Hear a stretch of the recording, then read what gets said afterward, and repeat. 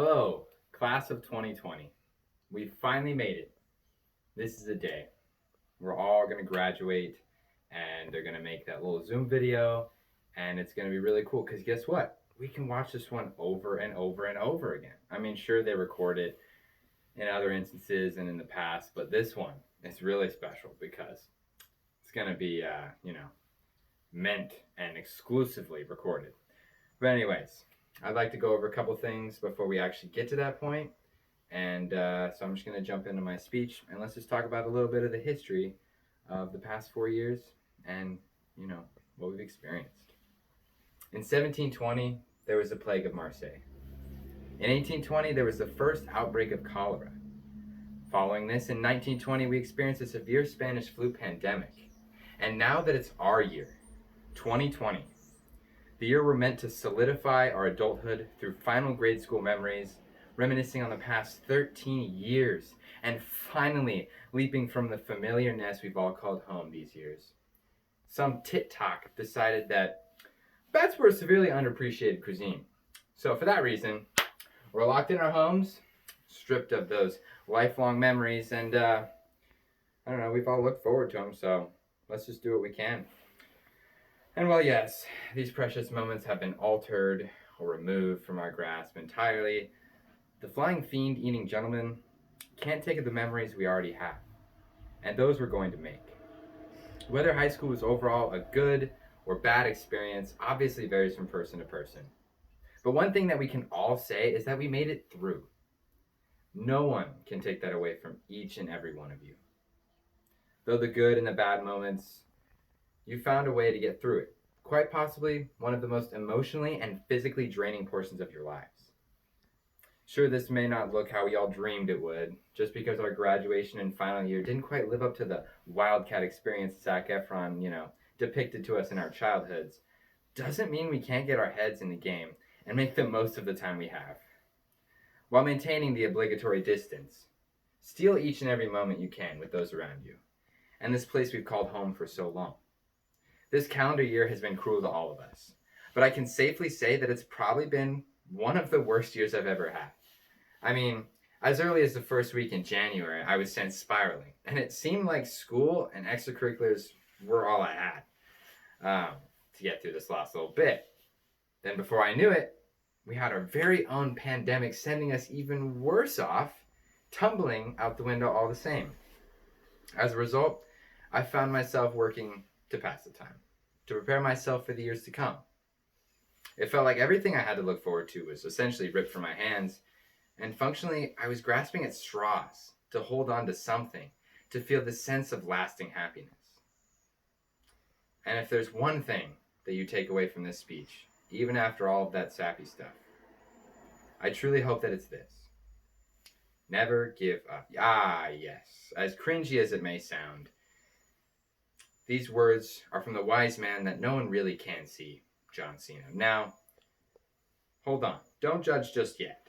For those words are 3 words that I've lived by my entire life. They have helped me get through some of the hardest moments in my life. Whether it's my home life, school load, physical struggles, I know I can always repeat those 3 simple words, and I'll push through. Now, it may sound cliche for me to give you the classic breakup pep talk of, hang in there, it gets better. I mean, raise your hand if you've heard that one. Like, come on. I'm going to pretend you raise your hand because obviously I can't see. But exactly, this is the absolute truth. If you focus on the things you can control, rather than those that you can't, then things will get better. An incredibly wise teacher at this school once said, life is full of disappointment. It is in fact that we all have to deal with, unfortunately. But so long as we persevere through these trying times, we will be the strongest up-and-coming generation. It is through hardships and pain that we have been strengthened. Never have the words, what doesn't kill you makes you stronger, applied more. If we find what makes us happy, even in this pandemic, the class of 2020 will be a force to be reckoned with. Now, the only reason that I work so hard and strive for success is that because I've lived with the polar opposite. I watch family members wither away from addiction, physical and verbal abuse, and struggle through unemployment. Because I've dealt with and seen all of those moments of hardship and sacrifice, I'm determined to rise above it.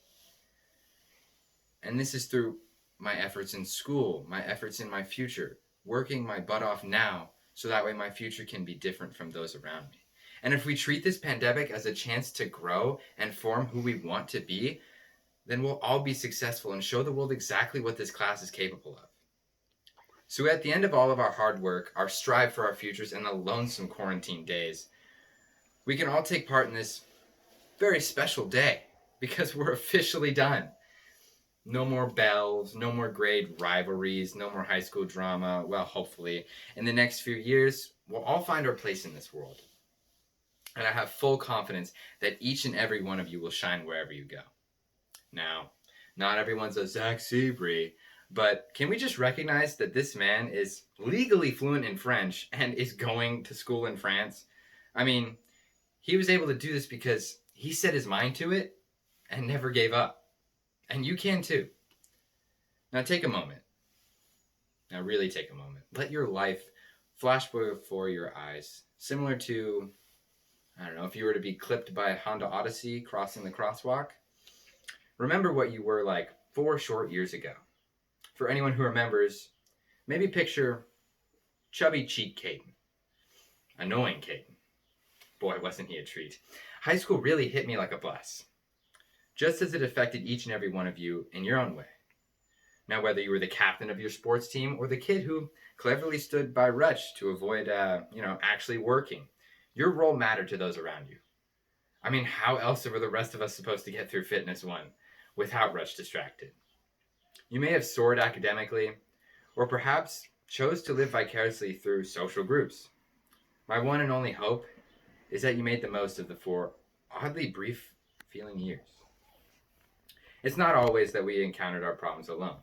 I mean, we got graffitied together. We waited a long time for the gym to briefly look at it for a few months. I mean, thanks, Rona. If you were fortunate enough to be there for one of our few football games that we actually won, I mean, that's a treat right there.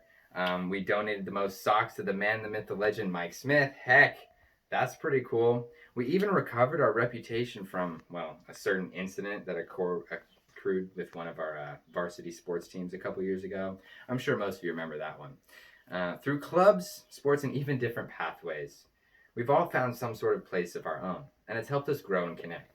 And as a class, and more importantly as a team, we've overcome so much. Now, I may not be physically standing before you while I give this speech, but I'm giving it because whether or not I know each and every one of you, we're all going through the same struggles and we fought the same battles. Perhaps you didn't particularly expertly distract a teacher and snipe someone with a pencil, or make an excruciatingly long series of videos for various final projects at which you best got a B. But you should be proud and enjoy the things that you did do along the way. Now, while John Cena's wise words were a huge reason for my perseverance, there are many, many people who have been by my side and coached me through the hard times who deserve to be recognized. First and foremost, my grandparents. Now, they didn't have it easy per se, taking on an angry ginger like me, but they welcomed me with open arms. And they're the very reason I'm here today.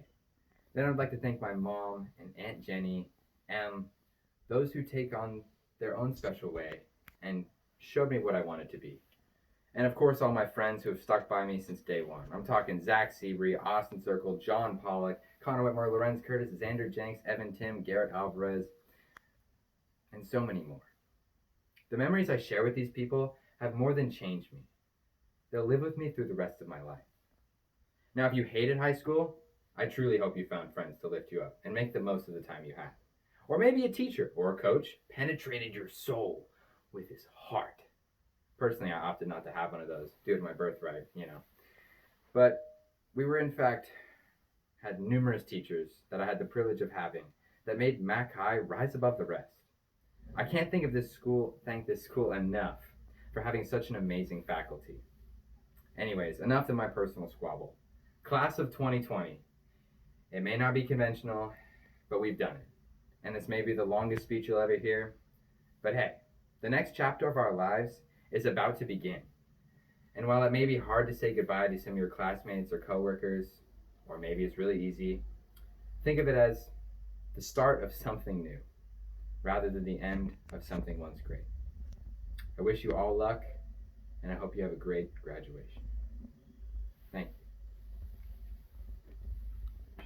Wait, should it be blinking red to record? I hate you.